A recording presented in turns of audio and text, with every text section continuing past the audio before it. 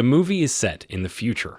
Humans now travel between planets, which function as nations ruled by Padishah Emperor Shaddam Corino IV. Each planet has a house with a duke who follows the emperor's orders. Arrakis, a harsh desert planet, is the only source of spice, a substance that extends life and is vital for interstellar travel, making Arrakis the most valuable planet. Noble houses compete to rule it. At the beginning, Chani, a native of Arrakis, narrates that they have long been ruled by the cruel House Harkonnen, which the natives cannot resist because it is under the Emperor's control. She mentions that one day, the Harkonnen troops suddenly leave Arrakis, but she knows the Emperor will send someone else to exploit their resources. The scene shifts to Caladan, ruled by House Atreides. Prince Paul wakes from a recurring dream and has breakfast with his mother, Lady Jessica, a member of the Bene Gesserit, a sisterhood with advanced abilities. Jessica has trained Paul in their ways, giving him powers like seeing the future. Paul's father, Duke Leto, meets with the Landsraad, the political body of noble houses. That evening, VIPs arrive with a note from Emperor Shaddam, assigning House Atreides to replace House Harkonnen on Arrakis and oversee spice mining. Duke Leto is wary but agrees. Jessica notices Gaius Helen Mohiam from the Bene Gesserit staring at Paul. The meeting ends with Leto agreeing to the Emperor's orders. House Atreides prepares to leave for Arrakis, including their brave soldier Duncan, who is also Paul's close friend. Paul worries about visions of Duncan's death on Arrakis, but Duncan reassures him and leaves to prepare for their arrival. Paul and his father, Duke Leto, talk about their plans. Leto isn't interested in getting rich from spice, but wants to befriend the Fremen of Arrakis, treating them with respect to gain their support. Paul then practices dueling with his associate Halleck using a protective wrist device. Halleck warns Paul about potential attacks from the jealous Harkonnen. Meanwhile, the former rulers of Arrakis, Baron Harkonnen and his nephew Rabban, discuss leaving Arrakis and reveal the Emperor's plan to destroy the Atreides due to their rising popularity. Back on Caladan, Jessica wakes Paul to see a doctor. The Reverend Mother Gaius Helen Mohiam tests Paul's impulse control to see if he is the one they've been waiting for, which he passes with effort. After Mohiam leaves, Jessica tells Paul that the Bene Gesserit, a female organization, has been secretly influencing politics for years. They have been carefully breeding bloodlines to create a man who can save Arrakis from spice exploitation. Paul's recent test shows he might be this prophesied savior.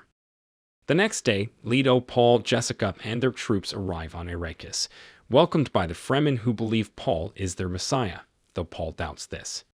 In his chamber, Paul learns about the giant sandworms and how the Fremen walk irregularly to avoid them.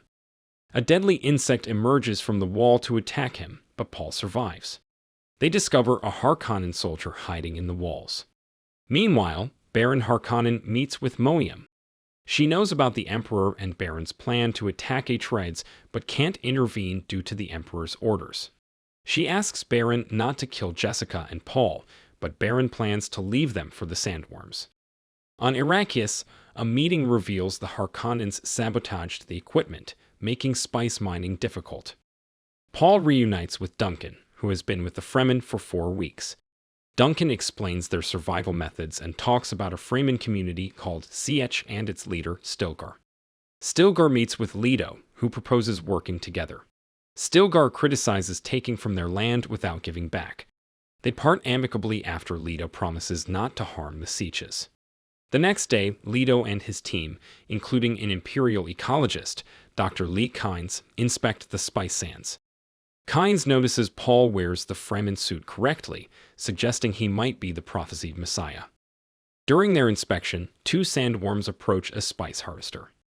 A carrier is sent to lift the harvester, but its anchor breaks, leaving the 21 crew members inside at risk of being attacked by the worms. Leto quickly orders the aircraft to rescue the harvester crew. They save the crew just before the sandworm attacks. During the rescue, Paul inhales spice and has a vision. Dizzy, he is told by the doctor it's an allergy, but Paul insists he saw a Fremen girl and knows it wasn't just an allergy. He also tells Jessica she is pregnant, but she dismisses it. Meanwhile, on the Imperial Army planet, a battalion of the deadly Stilgar prepares to attack Atreides. On Arrakis, the doctor brings Paul medicine that will make him unconscious, having made a deal with Baron. Jessica also receives sleep medicine, which she takes, but Leto does not. When the Stilgar attack, Leto wakes up but is quickly subdued by the doctor with a dart, rendering him unconscious. Outside, the Stilgar army attacks, overwhelming the surprised Atreides forces with their superior numbers and weapons. The doctor tells the injured Leto that he had to betray him because Baron has abducted his wife. He takes Leto's ring to give to Paul and places a poisonous tooth in Leto's jaw, instructing him to bite it to release deadly gas. Meanwhile, the Stilgar army abducts Paul and Jessica to throw them into the sand. Paul wakes up in an aircraft with his mother tied up. They use their powers to kill their captors and find a friend-kit left by the doctor for their escape.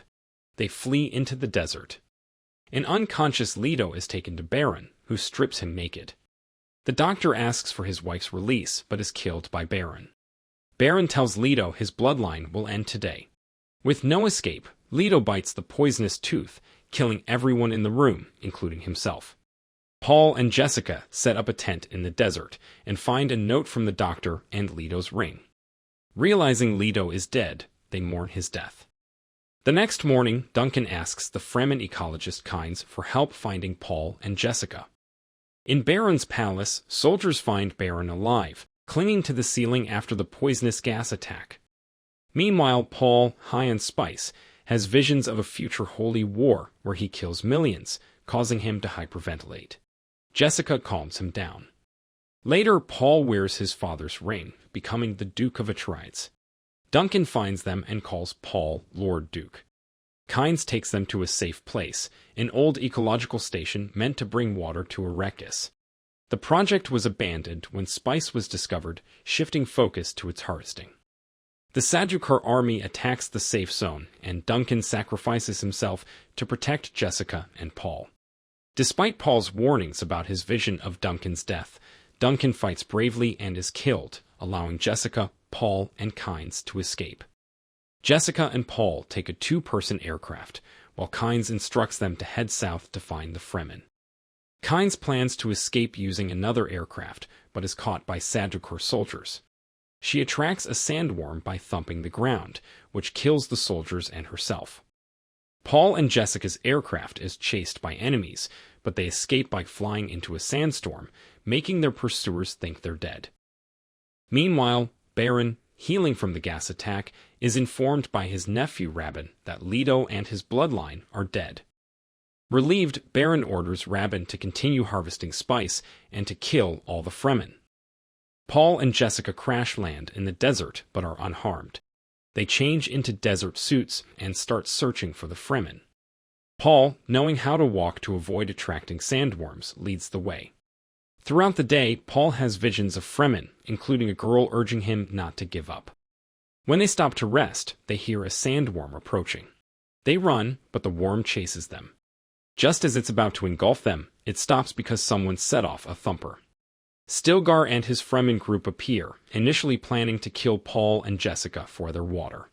Stilgar stops them, believing Paul is the prophesied Messiah. The others doubt this, thinking Paul hasn't proven himself.